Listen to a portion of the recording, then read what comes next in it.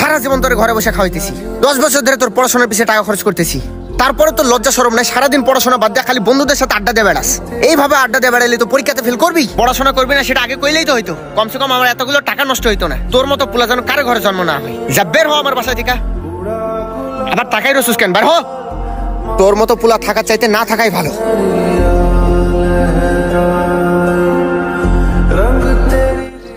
কিরে তুই বলে পরীক্ষায় ফেল করছস? তোরে দিয়ে ইচ্ছেতে ভালো কি বার হইব? পড়ালেখা তো আর তোর দ্বারা হইব না। তুই থাক, তোর সাথে চলে আমার নিজেরও মানিজ্যটা খোয়াইতে চাই না।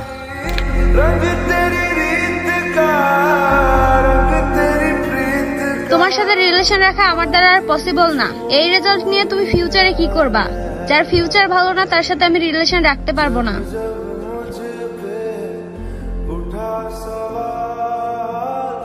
নিশ্চয় আল্লাহ যা করে ভালোর জন্যই করে। আল্লাহর উপর ভরসা রাখেন, আবার নতুন করে শুরু করেন।